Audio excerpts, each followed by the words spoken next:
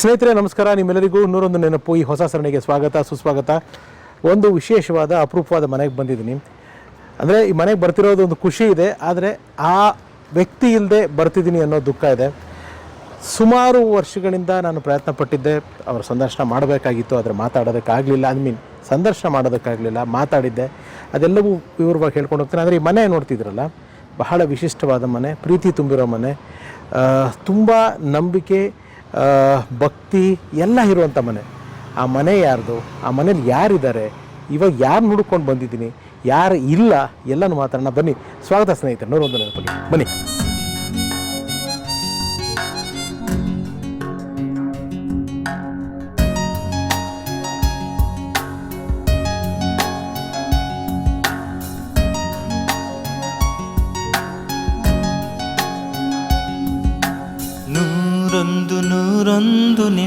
ಮನೆ ನೋಡಿದ್ರೆ, ಮನೆ ಮುಂದೆ ಹೆಸರುಗಳು ನೋಡಿದ್ರೆ ನಿಮ್ಗೆ ಗೊತ್ತಾಗಿದೆ ಯಾವುದು ಏನು ಅಂತ.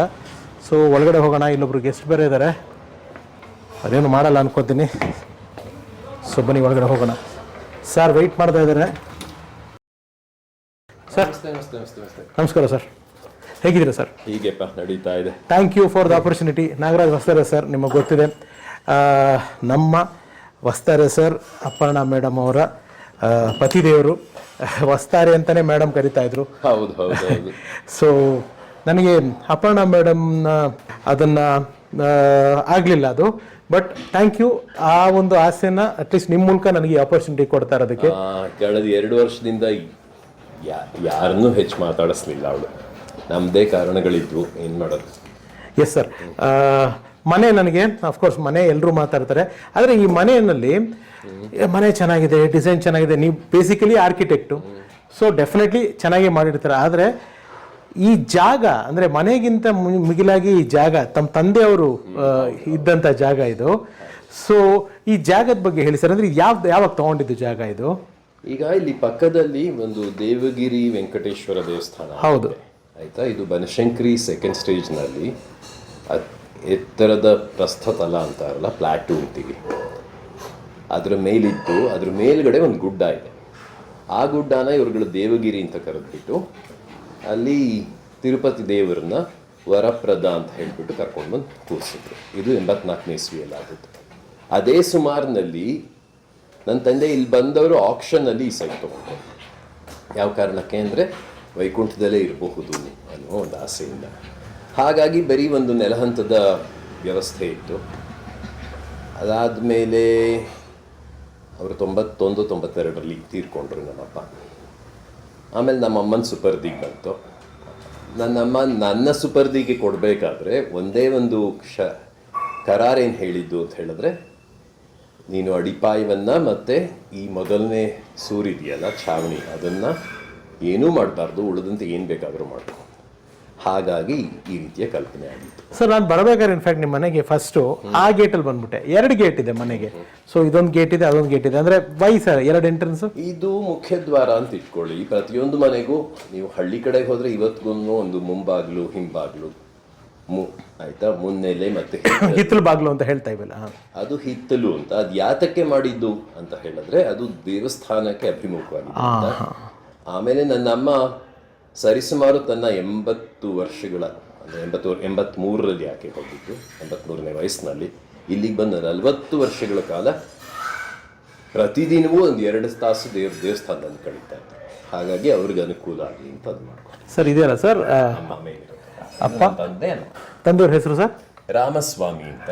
ಅಮ್ಮ ಹೆಸರು ಸರ್? ಅಮ್ಮ Shantamani. Shantamani. Wow, wonderful. And ಇದೇ ಚೆನ್ನಾಗಿದೆ ಸರ್ ವಸ್ತಾರೆ. ಸರ್ ವಸ್ತಾರೆ ಅಂದರೆ ಏನು ಸರ್?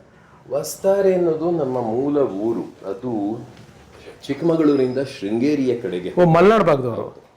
ಚಿಕ್ಕಮಗಳೂರಿಂದ ಶೃಂಗೇರಿ ಕಡೆ ಹೋಗಬೇಕಾದ್ರೆ ಚಿಕ್ಕಮಗಳೂರಿನಿಂದ 6 ಕಿಲೋಮೀಟರ್ ದೂರದಲ್ಲಿದೆ.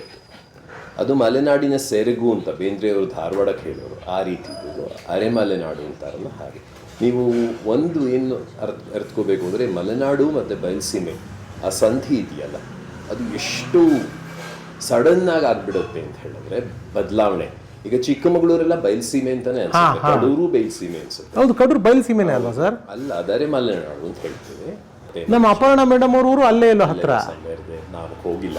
ಓಕೆ. ಅಂದರೆ ನನ್ನನ್ನು ಮದುವೆಯಾಗ ಸುಮಾರ್ಗೇನೆ ಅವಳದು ಅಲ್ಲಿಯ ನಂಟು ಎಲ್ಲ ಬಿಟ್ಟು ಹೋಗಿತ್ತು.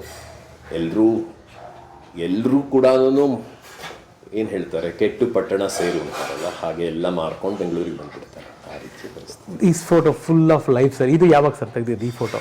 ಇದು ಬರೀ 4 ವರ್ಷಗಳ ಹಿಂದೆ ಅನ್ಸುತ್ತೆ. ಕೋವಿಡ್ 2ನೇ ಅಲೆ ಇತ್ತಲ್ಲ ಆ ಸುಮಾರಿನಲ್ಲಿ. ಅದೇನಾಯಿತು, ಈ ಬೇಂದ್ರೆ ಅವರದು ಒಂದು ಪದ್ಯ ಓದಿ ಕಳಿಸಿ ಅಂತ ಹೇಳಿಬಿಟ್ಟು ಒಂದು ವಿಡಿಯೋ ಮಾಡಿಸಿದ್ರು ಯಾರೋ, ಬುಕ್ ಬರ್ಮಾದವರು ಅನಿಸುತ್ತೆ. ಆ ಸುಮಾರಿನಲ್ಲಿ ಇಲ್ಲೇ ಮೇಲ್ಗಡೆ ಮಾಡಿದ್ದು. ಇಬ್ಬರು ಒಟ್ಟಿಗೆ ಓದಿದ್ದೇವೆ. ನೀವು ಯೂಟ್ಯೂಬ್ನಲ್ಲಿ ನೋಡಿದ್ರೆ ಸಿಗುತ್ತೆ, ಈ ವಿಡಿಯೋ ಸಿಗುತ್ತೆ. ಎಸ್, ಆ್ಯಂಡ್ ಅಫ್ಕೋರ್ಸ್ ನಾನು ಥ್ಯಾಂಕ್ ಯು ಫಾರ್ ನನಗೆ ಪರ್ಮಿಷನ್ ಕೊಟ್ಟಿದ್ದಕ್ಕೆ ಪುನಃ. ಅಂದರೆ ಮ್ಯಾಮ್ಗೆ ನನಗೂ ತಿಳಿದಿರೋ ಮಟ್ಟಿಗೆ, ಯಾಕೆಂದರೆ ಸಂದರ್ಶನ ಅಂತ ನಾನು ಅವಾಗ ಮಾತಾಡಿದಾಗ ಮನೆಯಲ್ಲಿ ನನಗೆ ಕೆಲವು ಅವ್ರದ್ದೇ ಆದಂಥ ಕೆಲವು ವೈಯಕ್ತಿಕ ಕಾರಣಗಳಿತ್ತು. ನಾನು ಅದನ್ನು ಏನಂದರೆ ಅವಳು ಯಾವತ್ತೂ ಒಂದನ್ನು ನಂಬಿದ್ದು, ಬೀದಿಗೆ ಮನೆಯದು ಮನೆ ಒಳಗೆ, ಮನೆಯ ಒಳಗಿನದನ್ನು ಬೀದಿಗೆ ಚೆಲ್ಲಕ್ಕಾಗಲ್ಲ, ಬೀದಿಯದನ್ನು ಮನೆ ಒಳಗೆ ತರ್ಕೊಡು. ಹಾಗಾಗಿ ನಾವೇನು ಇಲ್ಲಿ ನಿಂತಿದ್ದೀವಿ ಇದರಿಂದ ಆಚೆಗೆ ಯಾರನ್ನೂ ಒಳಕ್ಕೆ ಸೇರಿಸ್ತವಳಲ್ಲ.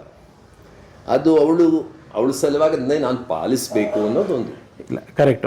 ಅಂದರೆ ಒಂದು being an architect, a piece of architecture is ಏನು ಹೇಳೋದು, it's meant for public opinion. ಯಾವುದೇ ಕಲೆ ಕೂಡ ಅದೊಂದು ಪ್ರದರ್ಶನನೇ ಹಾಗಿರುತ್ತೆ. ಆದರೆ ಅವಳು ಯಾವತ್ತೂ ಅದನ್ನು ಒಪ್ಪಲಿಲ್ಲ. ಎನಿವೆ ಸರ್, ನೀವು ಎಲ್ಲಿ ಪರ್ಮಿಟ್ ಮಾಡಿದ್ರೆ ನಾನು ಅಲ್ಲಿ ಮಾಡ್ತೀನಿ. I don't want to break that rules.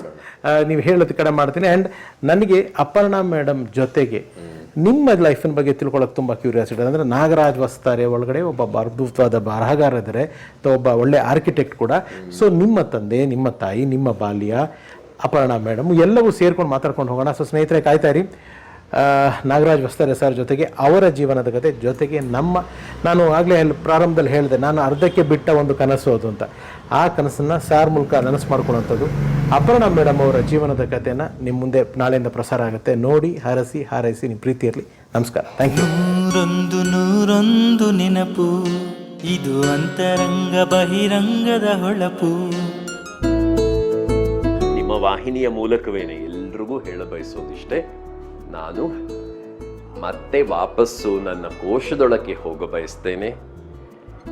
ದುಃಖ ಇದೆ, ಆದರೆ ಇನ್ನು ಮುಂದೆ ಅವಳ ನೆನಪನ್ನು ಸಂಭ್ರಮವಾಗಿ ಕಟ್ಟಿಕೊಂಡು ಮುಂದುವರಿತೀನಿ ಅಷ್ಟೆ. ಹಾಗಾಗಿ ಬಹುಶಃ ನಾನು ಅಂದ್ಕೊಂಡ ಮಟ್ಟಿಗೆ ನಾನು ಯಾವುದೇ ವಾಹಿನಿಗೆ ಕೊಡ್ತಾ ಇರತಕ್ಕಂಥ ಕಡೆಯ ಸಂದರ್ಶನ ಇದು.